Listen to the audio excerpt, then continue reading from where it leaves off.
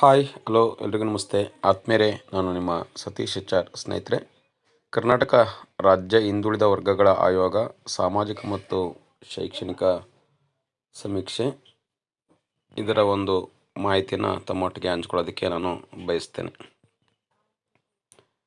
ತರಬೇತಿಯ ತಾತ್ಕಾಲಿಕ ವೇಳಾಪಟ್ಟಿ ಈ ರೀತಿ ಇದೆ. ಆಲ್ರೆಡಿ ತರಬೇತಿಯೂ ಕೂಡ ಭಾಳಷ್ಟು ಜನ ಗಣತಿದಾರರಿಗೆ ಆಗಿದೆ ಅಂತಕ್ಕಂಥದ್ದು, ಮತ್ತು ಮಾಸ್ಟರ್ ಟ್ರೈನರ್ಗೂ ಕೂಡ ತರಬೇತಿ ಆಗಿದೆ ಅಂತಕ್ಕಂಥದ್ದು.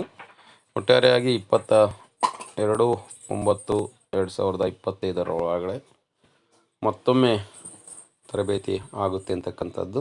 ಮತ್ತು ಸಮೀಕ್ಷೆ 22ನೇ ತಾರೀಕಿಂದ 7ನೇ ತಾರೀಕುವರೆಗೂ ಕೂಡ ಸಮೀಕ್ಷೆ ನಡೆಯುತ್ತೆ ಅಂತಕ್ಕಂಥದ್ದು. ಭಾಳ ಪ್ರಮುಖವಾಗಿರ್ತಕ್ಕಂಥ ಸೂಚನೆಗಳು: ತರಬೇತಿ ಮತ್ತು ಮಾರ್ಗದರ್ಶನಕ್ಕಾಗಿ ಕೈಪಿಡಿಯನ್ನು ಸಂಪೂರ್ಣವಾಗಿ ಓದ್ಕೊಳ್ತಕ್ಕಂಥದ್ದು ಅಂತಕ್ಕಂಥದ್ದು, ಮತ್ತು ಮೊಬೈಲ್ ಆ್ಯಪ್ ಹ್ಯಾಂಡ್ಸ್ ಆನ್ ಪ್ರಾಕ್ಟೀಸನ್ನು ಸ್ವತಃ ಮಾಡ್ತಕ್ಕಂಥದ್ದು 2 ಗುರುತರವಾಗಿರ್ತಕ್ಕಂಥ ಜವಾಬ್ದಾರಿಗಳು ಗಣತಿದಾರರ ಜವಾಬ್ದಾರಿಗಳಾಗಿರ್ತವೆ ಅಂತಕ್ಕಂಥದ್ದು. ಮುಂದುವರೆದು ಸಮೀಕ್ಷೆಯ ಉದ್ದೇಶವನ್ನು ನೋಡಿದರೆ ಭಾಳ ಸ್ಪಷ್ಟವಾಗಿ ಅರ್ಥವನ್ನು ಮಾಡ್ಕೋಬೇಕು.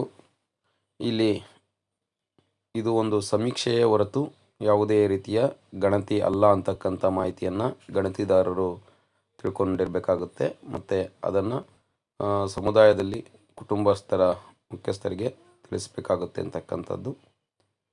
ಇದೊಂದು ಸಾಮಾಜಿಕ ಮತ್ತು ಶೈಕ್ಷಣಿಕ ಸಮೀಕ್ಷೆ ಆಗಿದೆ ಅಂತಕ್ಕಂಥ ಒಂದು ಮಾಹಿತಿಯನ್ನು ಹಂಚ್ಕೊಳ್ತಾ, ರಾಜ್ಯದ ಎಲ್ಲ ವರ್ಗಗಳ ಜಾತಿಗಳ ಸಾಮಾಜಿಕ, ಶೈಕ್ಷಣಿಕ ಮತ್ತು ಔದ್ಯೋಗಿಕ ಸ್ಥಿತಿಗತಿಗಳ ಕುರಿತು ಸಮೀಕ್ಷೆ ಮುಖಾಂತರ ಸಮಗ್ರ ಅಂಕಿಅಂಶಗಳನ್ನು ಸಂಗ್ರಹಿಸ್ತಕ್ಕಂಥದ್ದು ಈ ಸಮೀಕ್ಷೆಯ ಬಹುಮುಖ್ಯ ಉದ್ದೇಶ ಆಗಿದೆ ಅಂತಕ್ಕಂಥದ್ದು. ಜೊತೆಗೆ ಹಿಂದುಳಿದ ವರ್ಗಗಳನ್ನು ಗುರುತಿಸಿ ಸರ್ವತೋಮುಖ ಅಭಿವೃದ್ಧಿಗಾಗಿ ಪೂರಕವಾಗಿರ್ತಕ್ಕಂಥ ಕಾರ್ಯಕ್ರಮಗಳನ್ನು ರೂಪಿಸ್ತಕ್ಕಂಥ ಜವಾಬ್ದಾರಿಯನ್ನು ಕೂಡ ಈ ಒಂದು ಸಮೀಕ್ಷೆ ಹೊಂದಿದೆ ಅಂತಕ್ಕಂಥದ್ದು.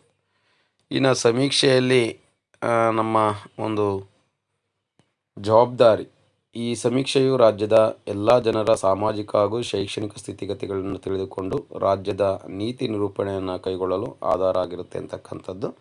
ಸಮೀಕ್ಷೆ ನಡೀತಕ್ಕಂಥ ದಿನಾಂಕವನ್ನು ನಾವು ನೋಡಿದರೆ 22/9/2025ರಿಂದ 7/10/2025 ರಾಜ್ಯಾದ್ಯಂತ ಸಮೀಕ್ಷೆಯನ್ನು ನಡೆಸಲು ನಿಗದಿಯನ್ನು ಮಾಡಲಾಗಿದೆ.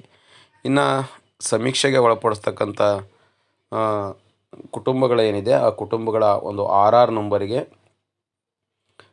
ಕುಟುಂಬಗಳನ್ನು ಮ್ಯಾಪಿಂಗನ್ನು ಮಾಡಲಾಗಿದೆ ಅಂತಕ್ಕಂಥದ್ದು GPS-ಅನ್ನು. ಸೊ ಇದು ಚಿಕ್ಕಮಗಳೂರು ಜಿಲ್ಲೆಯದಾಗಿರೋದ್ರಿಂದ ಚಿಕ್ಕಮಗಳೂರು ಜಿಲ್ಲೆಯಲ್ಲಿ ಸುಮಾರು 3,31,740 ಕುಟುಂಬಗಳನ್ನು ಗುರುತಿಸಲಾಗಿದೆ ಅಂತಕ್ಕಂಥದ್ದು. 2,668 ಜನ ಸಮೀಕ್ಷೆದಾರರು ಒಳಪಡ್ತಾರೆ. ಜೊತೆಗೆ ಪ್ರತಿ 50 ಸಮೀಕ್ಷಾದಾರರಿಗೆ ಒಬ್ಬರು ಮಾಸ್ಟರ್ ಟ್ರೈನರನ್ನು ನೇಮಕ ಮಾಡಲಾಗಿದೆ ಅಂತಕ್ಕಂಥದ್ದು. ಗಣತಿದಾರರಿಗೆ ಪ್ರತಿ 10 ಬ್ಲಾಕ್ಗಳಿಗೆ ಒಬ್ಬರು ಮೇಲ್ವಿಚಾರಕರನ್ನು ನೇಮಕತೆಯನ್ನು ಮಾಡಲಾಗಿದೆ ಅಂತಕ್ಕಂಥದ್ದು. ಮೊಬೈಲ್ ಆ್ಯಪನ್ನು ಬಳಸಿ ವಿಶೇಷವಾಗಿ ಸಮೀಕ್ಷೆಯನ್ನು ಕೈಗೊಳ್ಳಲಾಗ್ತಿದೆ ಅಂತಕ್ಕಂಥದ್ದು. ಈ ಹಿಂದೆ ಪರಿಶಿಷ್ಟ ಜಾತಿಗಳ ಒಂದು ಒಳ ಮೀಸಲಾತಿಗೆ ಸಂಬಂಧಪಟ್ಟಂಥ ಸಮೀಕ್ಷೆಯನ್ನು ನಡೆಸುವಾಗ ಮೊಬೈಲ್ ಆ್ಯಪನ್ನು ಬಳಸಲಾಗಿತ್ತು. ಸೇಮ್ ಅದೇ ರೀತಿ ಡ್ರಾಪ್ ಡೌನ್ ಬಾಕ್ಸಲ್ಲಿ ಇರ್ತಕ್ಕಂಥ ಮಾಹಿತಿಯನ್ನು ಕಲೆಕ್ಟ್ ಮಾಡುವುದರ ಮೂಲಕ ನಾವು ಸಮೀಕ್ಷೆಯನ್ನು ಕೈಗೊಳ್ತೀವಿ ಅಂತಕ್ಕಂಥದ್ದು. ಸೊ ಆ ಒಂದು ಸಮೀಕ್ಷೆಯನ್ನು ಮಾಡಿರ್ತಕ್ಕಂಥ ಒಂದು ಸಮೀಕ್ಷಾದಾರರು ಏನಿದ್ದಾರೆ, ಗಣತಿದಾರರು, ಅವರಿಗೆ ಇದು ಇನ್ನೂ ಕೂಡ ಸರಳ ಆಗುತ್ತೆ ಅಂತಕ್ಕಂಥ ಒಂದು ಮಾಹಿತಿಯನ್ನು ಹಂಚ್ಕೊಳ್ತಾ ಪ್ರತಿ 10 ಬ್ಲಾಕ್ಗಳಿಗೆ ಒಬ್ಬರು ಮೇಲ್ವಿಚಾರಕನ ನೇಮಕತೆಯನ್ನು ಮಾಡಲಾಗ್ತದೆ 10 ಬ್ಲಾಕ್ಗಳಿಗೆ ಅಂತಕ್ಕಂಥದ್ದು.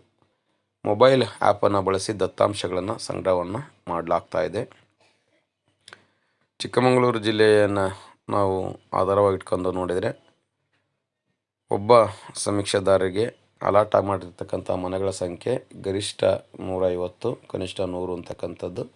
ಮಲೆನಾಡ ಭಾಗದಲ್ಲಿ ಸ್ವಲ್ಪ ಮನೆಗಳು ಅಲ್ಲಲ್ಲೇ ದೂರ ಇರೋದರಿಂದ ಸೊ ಇಲ್ಲಿ ಒಟ್ಟಾರೆಯಾಗಿ ಮನೆಗಳ ಸಂಖ್ಯೆಯನ್ನು ಕೂಡ ಅವರಿಗೆ ಕಡಿಮೆಯನ್ನು ಮಾಡಿಕೊಡಲಾಗಿದೆ ಅಂತಕ್ಕಂಥದ್ದು. ಇನ್ನು 50 ಗಣತಿದಾರರಿಗೆ ಒಬ್ಬ ಮಾಸ್ಟರ್ ಟ್ರೈನರನ್ನು ಅವಶ್ಯಕತೆ ಇದೆ ಅಂತಕ್ಕಂಥದ್ದು.